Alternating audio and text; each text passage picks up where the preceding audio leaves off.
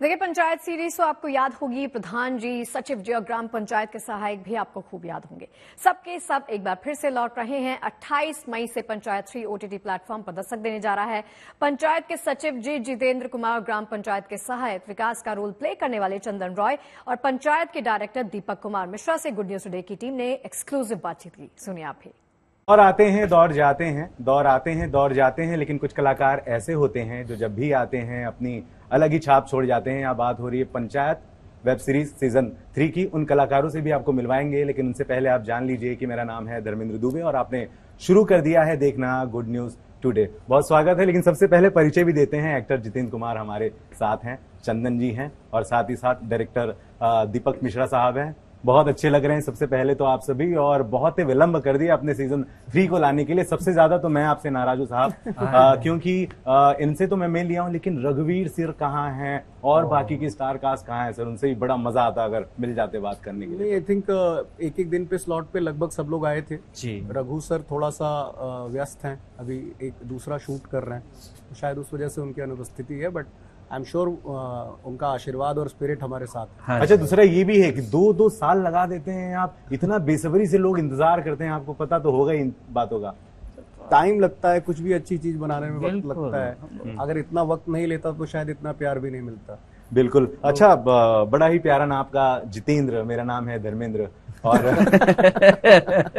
School में college में मुझे बहुत ज्यादा चिढ़ाते थे लोग, हेमा मालिनी कहाँ चली गई। तो आप भी ऐसा कभी झेले कि श्रीदेवी कहाँ गई आपकी?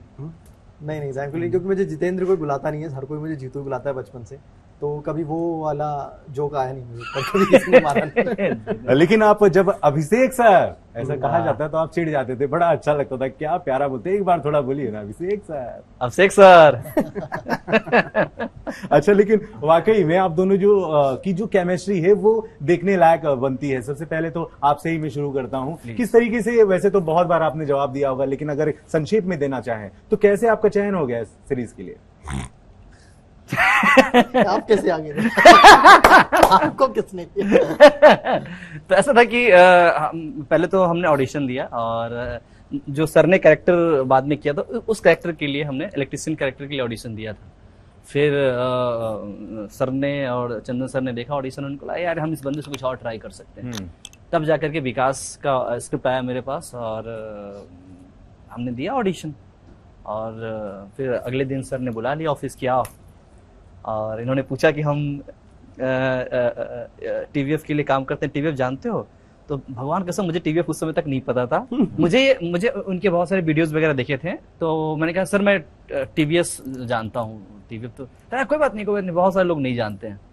तो हमारी पहली मुलाकात और इस तरह से हमें पंचायत मिला और आप लोगों को मिला विकास, है ना। अच्छा, अब तो बहुत कुछ बदल गया होगा मतलब इस सीरीज के बाद में। आजकल बहुत आपके नाम चल रहे हैं, लोग पहचान रहे हैं, फैन फॉलोइंग हो गई। अब कैसे देखते हैं वो लोग जो पहले आपको थोड़ा सरलता से देख रहे होंगे? हल्के में ले लेते थे पहले जो लोग। मैं यही कहना चाह रहा था। अब बहुत कुछ बदल गया, अब बहुत भारी भारी नहीं, ऐसा कुछ नहीं है। व्यक्तिगत स्तर पे मेरा कुछ नहीं बदला है, मैं जैसे था वैसा ही हूँ। और मतलब जो लोग मुझे जानते हैं व्यक्तिगत रूप से, उनको पता है कि कुछ भी नहीं बदला है। और मैं भी अपने अंदर फील कुछ नहीं करता कि कुछ बदल गया है। हाँ, मुझे लगता है कि एक जिस आर्ट के लिए मैं मुंबई में आया हूँ, इसके प्रति थोड़ी जिम्मेदारी मेरी बढ़ गई है और अब बहुत ही सीरियस होकर के चीजें हो रही हैं। जीतू जी, आप जो है नहीं आना चाह रहे थे, ट्रेलर में दिखा, जबरदस्ती आपको फिर एक बार लाया गया है, क्योंकि बहुत बड़ी पॉलिटिक्स है इस बार, तो बहुत बड़ी जिम्मेदारी है, प्रधान जी को वापस से चुनकर लाना है। क्या कुछ कहेंगे इस तीसरे पार्ट को लेकर? आई थिंक तीसरा पार्ट, मतलब मैं काफ़ी एक्साइटेड हूँ इस बात, क्योंकि मैं चाहता हूँ कि जो सीज़न 1 और सीज़न 2 पे जो प्यार मिला है वो सीज़न 3 को भी मिले, क्योंकि बहुत मेहनत से बनाया है और ट्राई किया गया है कि जो स्पेस में 1-2 था उसी स्पेस में सीज़न 3 भी बने और उसी स्पेस में रह के जो सारे कैरेक्टर्स हैं उनकी पर्सनल स्टोरीज बढ़े और गाँव की और नई जो अतरंगी कहानियाँ हैं वो हम दिखाने की कोशिश कर रहे हैं सीज़न 3 में। आई एम रियली एक्साइटेड कि ऑडियंस इस बार कैसा रिएक्ट करेगी। थोड़ी सी नर्वसनेस भी है, बट हाँ, एक्साइटमेंट भी है। अच्छा, लेकिन कहीं ना कहीं हम लोग को बहुत बेसब्री से इंतजार भी है कि इस बार आपका प्यार व्यार भी दिखेगा। तो क्या लगता है कि हम देख पाएंगे इस बार आपका अफेयर भी? हाँ बिल्कुल, जैसे सीजन 1 सीजन 2 में देखा उसी तरीके से प्यार थोड़ा बढ़ा है और दिखेगा ज्यादा, बिल्कुल। और शाम को थोड़ा सा ज्यादा अंधेरे में शाम हल्के वर्ड यूज होते रहो। सर लेकिन वाकई में बहुत बधाई आपको, ट्रेंडिंग में चल रहा है आपका ये ट्रेलर, और एक से बढ़कर एक डायलॉग जो इसमें लिखे गए हैं और जो डिलीवरी हुई है, बड़ा आनंद आ रहा है। एक मैंने देखा, ये कहते हैं कि भाई अंत में कबूतर भी उड़ाना है। क्या है सर ये कबूतर, मतलब कैसे उड़ाएंगे और कौन सा कबूतर है वो? मतलब इशारा कुछ और था, विजुअलाइज हम कुछ और समझ रहे थे।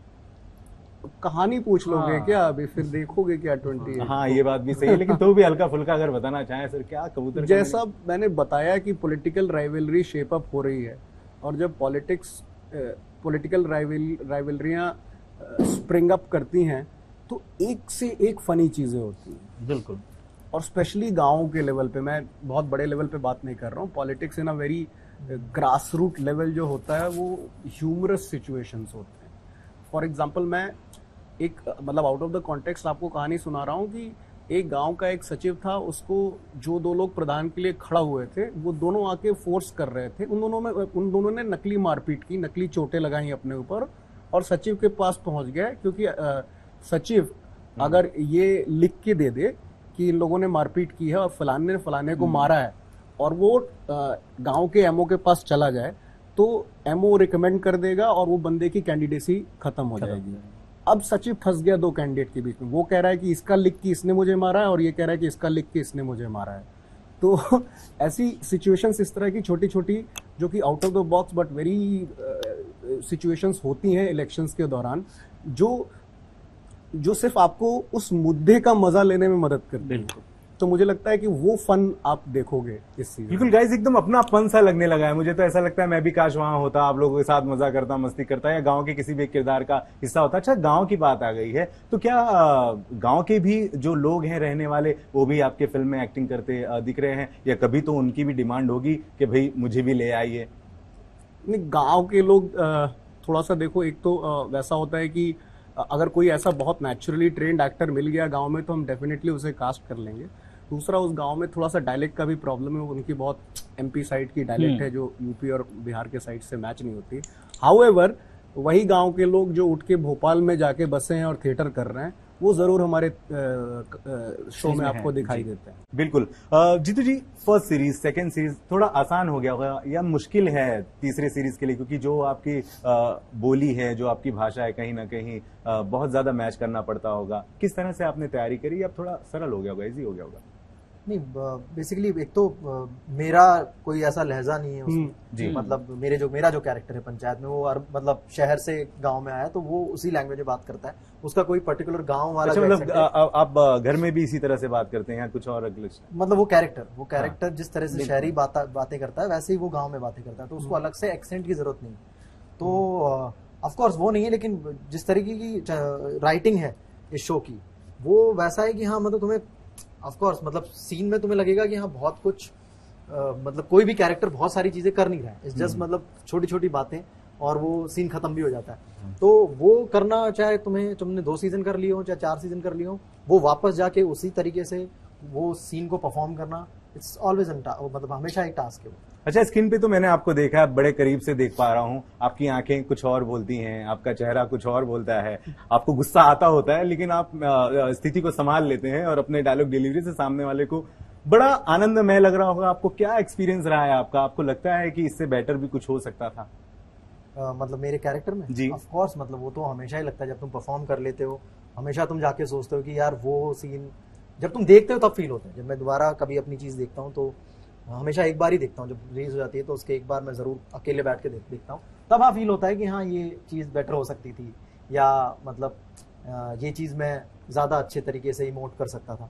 तो ऑफकोर्स वो तो हमेशा ही लगता है, चाहे कोई भी परफॉर्मेंस हो। आप अपने काम को बहुत बढ़िया तरीके से एंजॉय करते हैं, मैं खुद भी एंजॉय करता हूं। जैसे कि आपके सीजन फर्स्ट में आपकी एंट्री होती है, 2-3 पेठे आते हैं, आप खा जाते हैं, प्रहलाद जी खा जाते हैं, और फिर एक बार 2 रुपया बचता है इनका, तो 2 रुपए के लिए नाश्ता कर लीजिएगा, आप कहते हैं भाई नाश्ता, और फिर एक बार थोड़ा सा पार्टी वार्टी चलती रहती है, आप चखने के लिए चिकन बना के लिए, बड़ा एकदम मजा कर रहे हैं आप लोग। कुछ एक्सपीरियंस अगर हमारे दर्शकों के साथ शेयर करना चाहे जो आपके लिए मुश्किल भरा रहा, या फिर आपने बहुत ज्यादा एंजॉय किया उस सीन को during the shoot? During the shoot देखो, अभी ये ना, इस सवाल का बड़ा खूबसूरत मेरे पास हमेशा एक जवाब रहता है सर, कि जब हम अभी देखो, अभी सर ने बताया कि हम लगभग साल भर हम राइटिंग करते हैं और फिर उसके बाद प्री पे इतना सारा वक्त जाता है और मान लो जब हम पूरे 50-60 दिन हम शूट कर रहे होते हैं तो मेरे लिए हर दिन बड़ा इंपॉर्टेंट होता है, क्योंकि इस आज के जो कॉल टाइम मेरे पास आया है इसके लिए इन्होंने सालों वक्त खर्च किया है। तो हर दिन ना ऐसा लगता है कि यार आज का कॉल टाइम फिर जीवन में दोबारा नहीं आने वाला है। तो अब मेरे जो भी आप डेज देख लें वो सब मेरे लिए कमाल होता है। मैं रोज बहुत एनर्जी में जाता हूं कि आज मचा दो, आज कुछ करते हैं, आज फिर कुछ करते हैं। कभी कभी होता है, कभी कभी नहीं होता है, बट मैं किसी एक दिन को पकड़ना, किसी एक वो भी कुछ याद नहीं आता मुझे, क्योंकि हर दिन मेरे लिए बहुत प्यारा और खूबसूरत होता है। लगता है ये जीवन में फिर कभी नहीं आने वाला। बिल्कुल। डायरेक्टर साहब, इस बार मैं देख रहा हूं आप गोली भी चलवा रहे हैं, लाठियां भी चल रही हैं। कहीं ना कहीं मुझे थोड़ी बहुत झलक बाकी वेब सीरीज की भी देखने को मिल रही है। इसकी क्या आवश्यकता पड़ गई, क्योंकि हम तो अच्छा खासा हंस रहे थे, खेल रहे थे।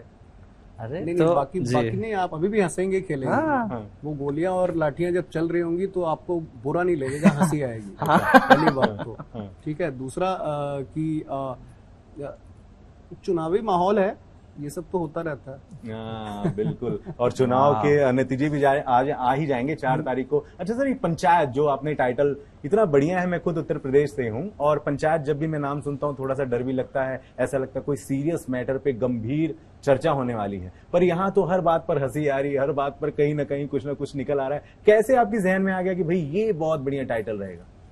पंचायत जी, हम एक ऑफिस ड्रामा बना रहे थे। शुरुआत में था कि एक कॉमेडी ऑफिस ड्रामा बनाएंगे, तो और वो ऑफिस हर जगह, हर गांव में उनका नाम यही होता है, ग्राम पंचायत XYZ गांव, है ना। तो panchayat is the most apt नाम, जिसके बारे में सब जानते हैं। एक वर्ड से बहुत क्लैरिटी के साथ क्लियर हो जाता है कि आर्ग्यूमेंट्स और डिबेट्स होंगे, है ना। और आर्ग्यूमेंट्स एंड डिबेट्स कितने छोटे मुद्दे पे होंगे, वो इस शो का एक USP टाइप का था, है ना। और वो इतने रियल होंगे, इतने इनोसेंट होंगे। मुझे लगता है पंचायत से ज्यादा फिटिंग नाम इस शो के लिए कुछ है ही नहीं। It's very small, it is to the point and it conveys exactly what we needed to. बिल्कुल। अच्छा, इस जो सीरीज की कास्टिंग हुई है, बड़े दिग्गज कलाकार हैं। रघुवीर सर मेरे बहुत ही ज्यादा फेवरेट हैं। आपके साथ भी कई उनके साथ में सीन हुआ है। आपको कभी ऐसा लगा कि अरे यार ये थोड़ा सा गलत हो गया, या थोड़ा डर फील हुआ हो, या फिर किसी तरह से उन्होंने स्थिति संभाल ली हो? किस तरह की केमिस्ट्री रही है? बहुत ही बढ़िया, मतलब रघु सर, नीना मैम के साथ, क्योंकि मैं हमेशा से उनके काम का फैन रहा हूँ। तो जैसे ही मुझे पता चला कि अच्छा वो लोग मान गए और they are coming for these characters, तो मैं बहुत एक्साइट हुआ उस टाइम पे। और मैंने तो थ्रू आउट एंजॉय किया, थ्रू आउट सीखा है उन लोगों से कि वो किस तरीके से उनका पूरा जो प्रोसेस है आते हैं वो सेट पे, और किस तरह से वो एनर्जी मेंटेन करते हुए अपना हर सीन परफॉर्म करते हैं। तो देखने वाली बात है। मतलब वो मैंने तो हमेशा एंजॉय किया। मैं कभी भी, मतलब वो फियर नहीं आया। मुझे पता था कि कुछ ना कुछ सीखने को मिलेगा। और मतलब अगर कुछ जो सारे फियर्स होते हैं कि अच्छा कैसा रहेगा, मैं कभी वो कुछ डांट ना दे, बट वैसा कभी कुछ हुआ नहीं उनके साथ। दे वर ऑलवेज वेरी वेलकमिंग और फन। अपनी कहानियां सुनाते हैं, अपने एक्सपीरियंसेस शेयर करते हैं, तो उनसे सीखने को मिलता है हमेशा। अच्छा, थोड़ा ये कठिन सवाल होगा, लेकिन आज हर कोई बेसब्री से इंतजार करता है सलमान खान साहब की फिल्म आ जाए, शाहरुख जी की आ जाए, अक्षय कुमार की आ जाए। आपके भी सीरीज का बहुत ही बेसब्री से लोगों को इंतजार रहता है। आज आपका चेहरा वायरल है, आज आपका चेहरा हर कोई देखना चाहता है, आपके बारे में लोग पढ़ना चाहते हैं। आप क्या फील करते, कहाँ पहुंचे हैं? नहीं, मुझे लगता है कहीं नहीं पहुंचाओगे। ऐसे जाओगे कहाँ ही। रहना यही है, काम यही करना है। तो ये फीलिंग मैंने, ये वाली चीज मुझे बहुत पहले समझ में आ गई थी कि यार ये सब चलता रहेगा। मतलब चाहे मतलब फिल्म चले ना चले, सीरीज को प्यार मिले ना मिले, तो तुम्हें रहना ही है, तुम्हें काम एक्टिंग का ही करना है। तुम्हें जाके रोज सुबह उठ के वही लाइंस को अच्छे से परफॉर्म करने का ट्राई करना है। कभी अच्छे से होगा, कभी नहीं होगा, तो कभी लोगों को जमेगा, कभी शायद तुम्हें ऐसा लगेगा कि यार मैंने अपना 100% नहीं दिया, वो लोगों को ज्यादा पसंद आ जाएगा। कई बार तुम्हें लगेगा कि यार मैंने तो 200% दिया, वो लोगों को नहीं पसंद आया। तो ये तो चलता रहेगा। तो उनसे बिना इफेक्ट हुए अपने आप को मेंटेन करना है और हमेशा एक अच्छी अपॉर्चुनिटी को देखना है। जहां पे भी काम मिलेगा एक्टिंग का, I am ready to do. So कहीं पहुंचने का कुछ वो नहीं था, हमेशा looking forward to good films and good roles. लेकिन फैन फॉलोइंग की संख्या तो बड़ी है, लड़कियों की भी बहुत ज्यादा बड़ी होगी। हाँ, मतलब वो तो होता है। जैसे तुम्हारा कोई चीज पॉपुलर होती है, कोई कैरेक्टर पॉपुलर होता है, तो ऑफ कोर्स उस चीज को लोग ज्यादा फॉलो करना स्टार्ट कर देते हैं, जो कि बहुत जरूरी है मेरे लिए। मतलब जितना ज्यादा लोग मेरे काम को फॉलो करेंगे, वो मेरे लिए बहुत इंपॉर्टेंट है। क्योंकि फिर मेरे पास भी इंटरेस्टिंग काम आएगा, क्योंकि सब लोग वेट करते हैं कि जो भी कोई प्रोड्यूसर है वो कोई अगर काम फिल्म बनाना चाहता है तो वो चाहता है कि उसमें ऐसे एक्टर्स मिल जाए तो सोने पे सुहागा हो जाएगा, जिसको ज्यादा लोग देखते हैं। तो मेरे लिए बहुत अच्छी बात है वो। दीपक सर, अभी कैसा है कि जब आप कुछ सोचते हैं और जब वो सफल हो जाता है तो बहुत ही ज्यादा खुशी होती है, स्पेशली जब इस तरह से सामान्य स्टारकास्ट, मैं कह सकता हूं बहुत बड़े स्टारकास्ट को लेकर के आपने नहीं ये सीरीज का निर्माण करा है, लेकिन आज हर कोई अपने आप में सुपरस्टार है सर। हाँ। तो क्या कुछ बदल गया? आपने जो सोचा था क्या वहां तक पहुंचे? मैंने इतना बहुत क्लियर अपने दिमाग में सोचा था कि मुझे एक बहुत सिंपल, रियल, ऑनेस्ट कहानी दिखानी है, और अपनी तरफ से मैंने पूरी कोशिश की।